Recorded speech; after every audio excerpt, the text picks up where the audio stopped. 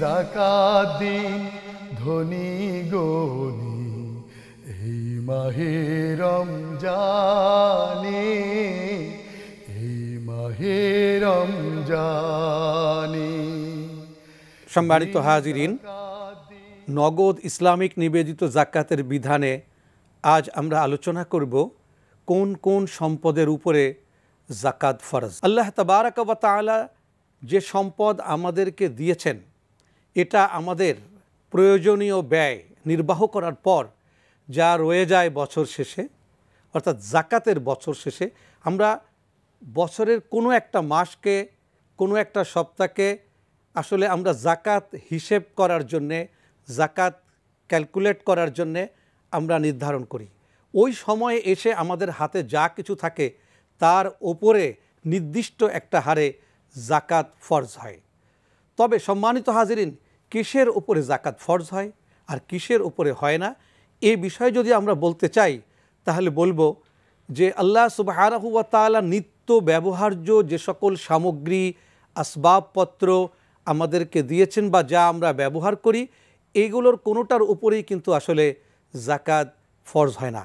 তবে ব্যবহার ছাড়া যা কিছু আমাদের ব্যবসায়িক মালামাল, তাকে কাঁচামাল হিসেবে ধরে তার উপরে কিন্তু জাকাত ফরজ হয়।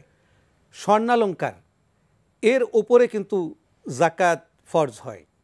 আমরা যদি কোনো ব্যবসা বাণিজ্য করি তো তার যে কাঁচামাল রয়েছে, ব্যাংকে যে নগদ অর্থ রয়েছে, তা আমাদের খরচ খরচার পরে অতিরিক্ত হিসাবে গচ্ছিত যা রয়ে যায় তার উপরে জাকাত ফরজ হয়। তবে শর্ত এই যে সাহেবে নিসাব হতে হবে।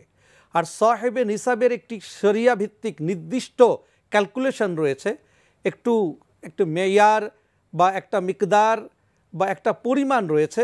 আর তা হচ্ছে এই যে তা যদি হয় আপনার নির্দিষ্ট 7 ভরি স্বর্ণের বা আপনার সোনার যে দাম তার অতিরিক্ত হয় যদি, অথবা যদি রূপার একটা নির্দিষ্ট মেয়াদ রয়েছে তার অতিরিক্ত হয়, তাহলে এর উপরে আমাদেরকে জাকাত দিতে হবে। সম্মানিত হাজিরিন, আমরা যেটা দেখতে পারবো সেটা হচ্ছে নিত্য ব্যবহার্য তার উপরে জাকাত ফরজ নয়, কিন্তু যা বিক্রয়যোগ্য, যা নগদ এবং যা আপনার ফিনিশ প্রোডাক্ট এবং যা কাঁচামাল, এগুলোর উপরে কিন্তু জাকাত হবে। যদি আমাদের ফার্নিচার থাকে, আসবাব থাকে, যা আমরা ব্যবহার করছি, তার উপরে জাকাত ধার্য হবে না।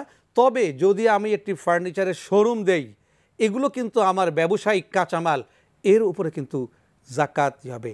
আমি যদি একটি স্বর্ণের দোকান খুলি, অর্থাৎ একটা জুয়েলারি দোকান খুলি, তো এর ভেতরে যা কিছু আছে সব কিছুর ওপরে সমস্ত স্বর্ণালঙ্কারকে একত্রিত করে তার উপরে জাকাত ফরজ হবে। কিন্তু নিত্য ব্যবহার্য আমাদের স্ত্রী, পরিজন, মেয়ে, মা, শাশুড়ি তাদের কাছে থাকে, তো তাহলে তার উপরে কিন্তু জাকাত, অর্থাৎ যা নিত্য ব্যবহার্য তার উপরে নয়, আর যা গচ্ছিত, রক্ষিত, অতিরিক্ত, অতিরঞ্জিত তার উপরে কিন্তু জাকাত ফরজ হয়। এই বিষয়টা সংক্ষিপ্তভাবে আমরা এভাবে দেখে নিতে পারি। তবে আমি একটা ছোট্ট জিনিসের আপনার অবতারণা করতে চাই। যেমন শেয়ার মার্কেটে কিন্তু যদি আমরা কিছু লগ্নি করি, কেউ যদি আমরা বিনিয়োগ করি, তো এখানে আমাদেরকে দুটো বিষয় খেয়াল রাখতে হবে। যদি কারোর মৌলিক শেয়ার, কারোর যদি প্রাইমারি শেয়ার থাকে, অর্থাৎ কারোর যদি প্রাইমারি শেয়ার এমন থাকে যে যার ডিভিডেন্ড ঘোষণার আগ পর্যন্ত সেখানে জাকাত ক্যালকুলেশন আসলে করা যাবে না, পক্ষান্তরে তা যদি ট্রেডিং শেয়ার থাকে তো তার পুরোটার উপরেই কিন্তু জাকাত ফরজ হবে। অর্থাৎ এই সমস্ত বিষয়গুলো এক কথায় এক জায়গায় বসে এক বাক্যে বলা সম্ভব নয়। এটা ক্যালকুলেশন করতে হবে, হিসেব নিকেশ করতে হবে, এর জমা খাতা দেখতে হবে, ক্যালকুলেটর চালাতে হবে, কম্পিউটার চালাতে হবে, অ্যাকাউন্ট্যান্টদেরকে সাথে রাখতে হবে, একজন যোগ্য মুফতি ও আলেমদেরকে সাথে রাখতে হবে, তবেই একটি সিদ্ধান্তে সঠিকভাবে উপনীত হওয়া যাবে। আর হিসেব নিকেশ ছাড়া থোক ও থামরুলভাবে কেউ যদি যা ইচ্ছে তাই মন চাহি, মন তামান্না, মন চাহিদায় জাকাত দিয়ে দেয়, এটা কিন্তু জাকাত আদায় হবে না। সুপ্রিয় দর্শক শ্রোতা, এই পর্যায়ে আপনাদের অবগতির জন্য জানানো যাচ্ছে যে নগদ ইসলামিক MFS অ্যাকাউন্টস, এটি একটি শক্তিশালী শরিয়া বোর্ড কর্তৃক নিয়ন্ত্রিত ও পরিচালিত। আপনারা নির্দ্বিধায় সুদমুক্ত এই অ্যাকাউন্টসে মোবাইলের মাধ্যমে লেনদেন করতে পারেন।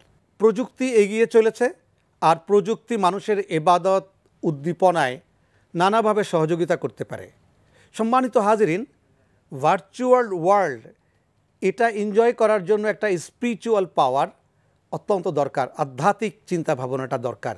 তা না হলে প্রযুক্তি অনেক সময় আমাদের জন্য ক্ষতিকর হয়ে যেতে পারে। আসলে নানা ধরনের প্রযুক্তি আমাদের ইবাদতের সহায়ক হিসাবে আসছে। ইদানিং তো যাকাত ক্যালকুলেশনের ক্যালকুলেটরও চলে এসছে। আল্লাহ সুবহানাহু ওয়া তাআলা আমাদেরকে হালাল সম্পদ উপভোগের মাধ্যমে, সুদমুক্ত জীবন যাপনের মাধ্যমে আমাদের ইবাদতকে সমৃদ্ধ করতে এবং ইবাদতের সাথে সম্পৃক্ত থেকে আল্লাহ সুবহানাহু ওয়া তাআলার হুকুম ও আহকামগুলো সঠিকভাবে সঠিক মাত্রায় পরিপালনের তৌফিক দান করুন। ওয়া আখিরু দাওয়ানা আলহামদুলিল্লাহি রাব্বিল আলামিন। আসসালামু আলাইকুম ওয়া রাহমাতুল্লাহি ওয়া বারাকাতুহু।